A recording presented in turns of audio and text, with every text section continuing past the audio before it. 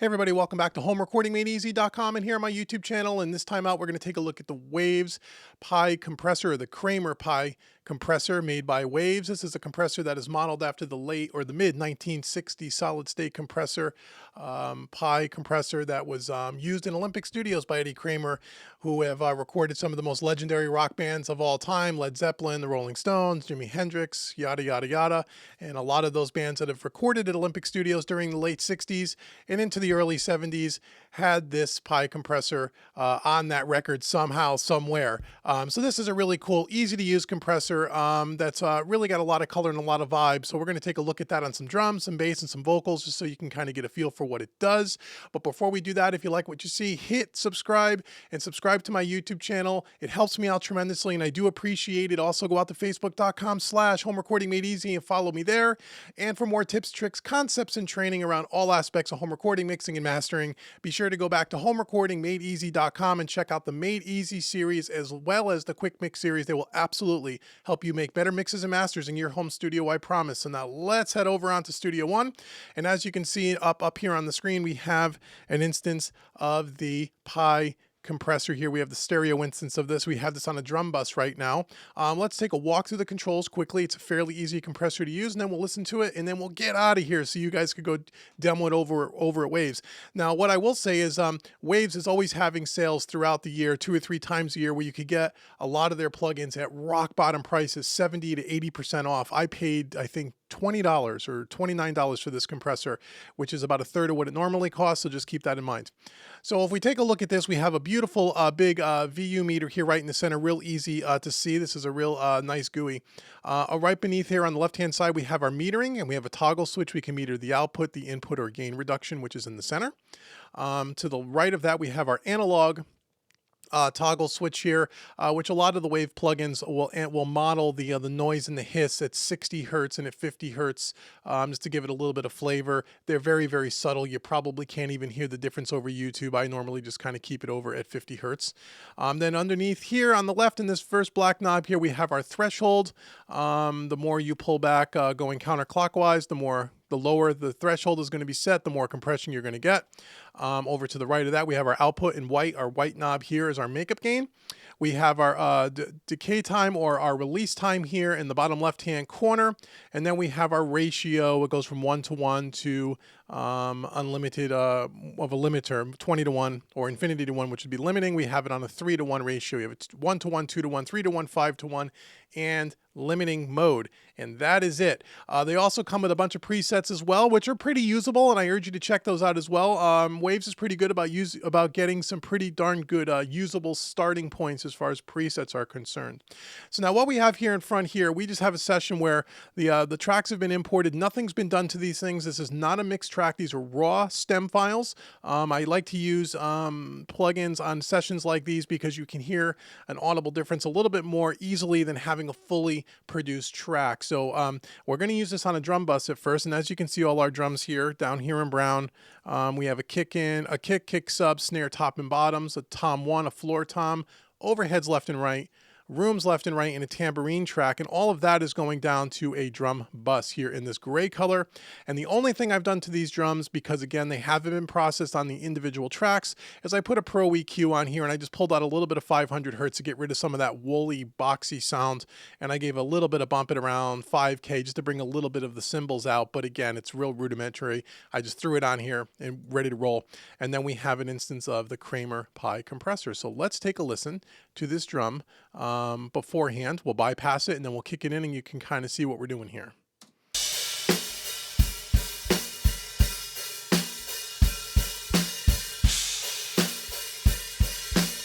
That's with the compressor.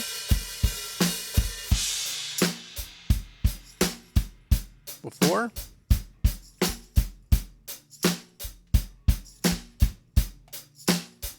After.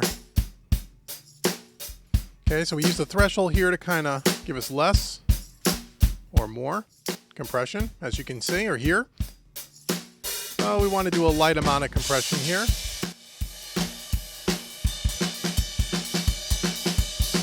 We're at a 3:1 ratio. Go down to a 2:1.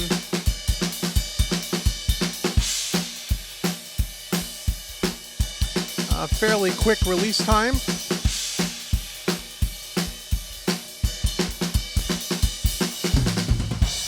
That's before. After.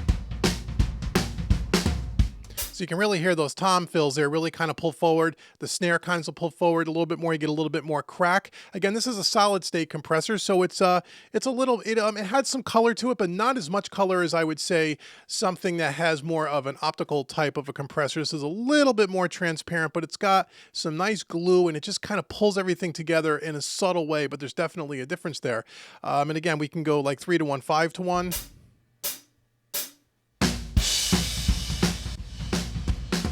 If you wanted to use this in like parallel compression mode, you can over smash it.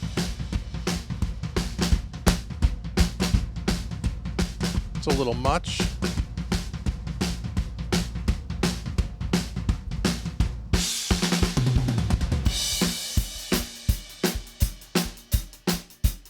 Listen to that snare.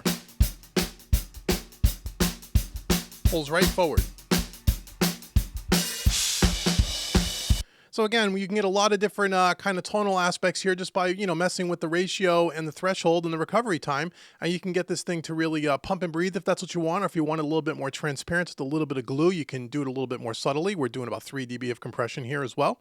Okay, so that's drums. Let's take a listen to it on a bass guitar here. We'll just solo up the bass. And again, I have it on the bass down here. Where is it? Right here. Right here. So we have it on bass here. Let's pull it up here. About 5 dB of compression. Okay, about 3 to 1 ratio. We're doing a pretty quick release. We're doing about 5 dB of compression here. We've done a little bit of makeup gain.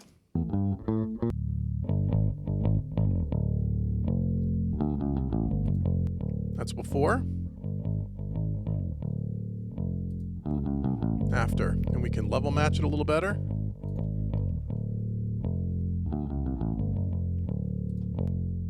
Before, after.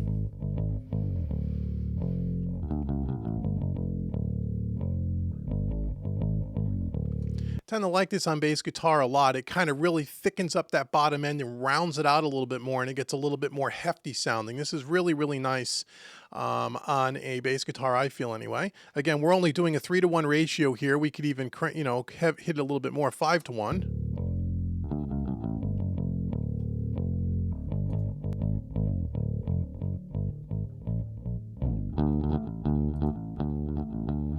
See, we're doing about 10 dB of compression there in its heaviest parts.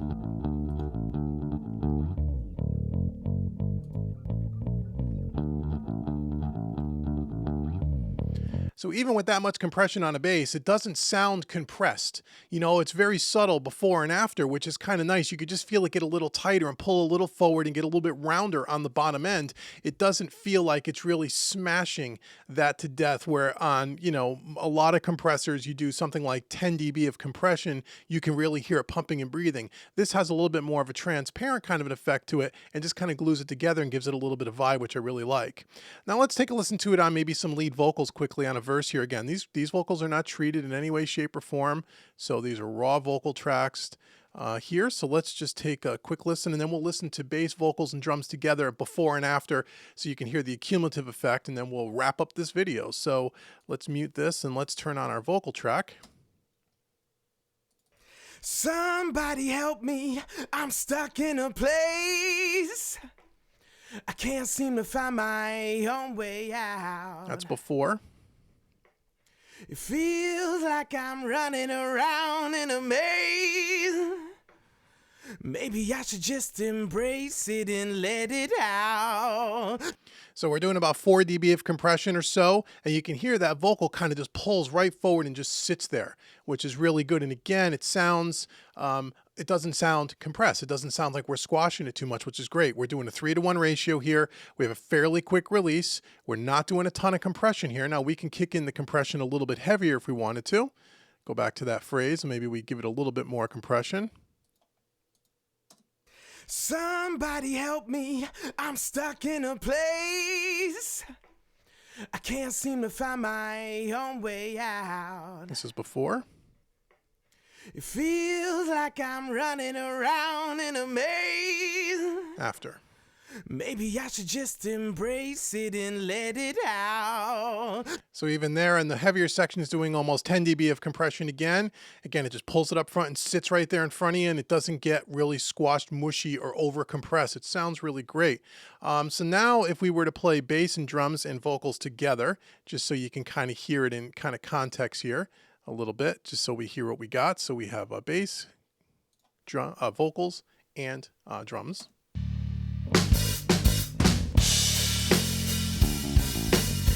And I'll take them all away at once.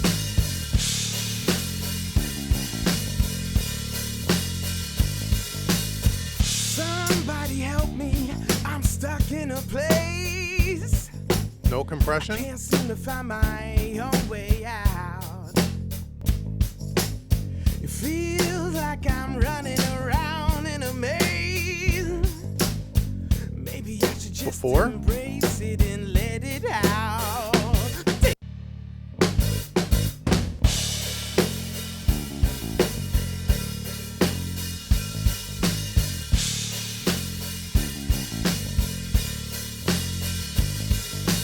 Somebody help me, I'm stuck in a place.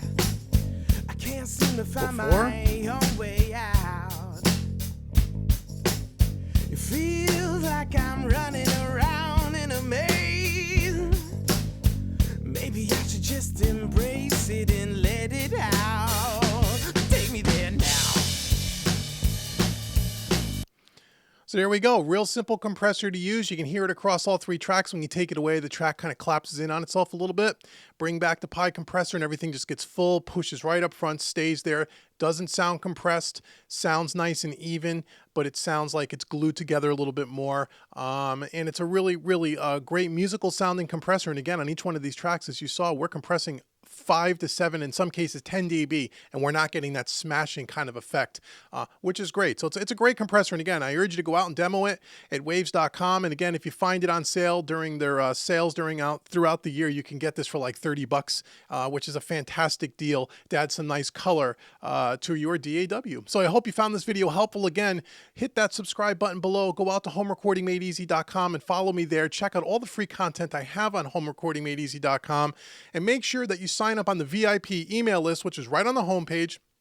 That's going to allow you to have special pricing on all my training products, as well as a ton more free content as well. And you get 5 free training products and downloads instantly when you sign up. So I urge you to do that. It's like I'm giving you a ton of stuff for nothing, and I'm giving you great deals, and I appreciate you following me on homerecordingmadeeasy.com. So until the next video and taking a look at another plugin, this has been David with homerecordingmadeeasy.com. Thank you so much for taking the time today, and I will talk to you guys all soon.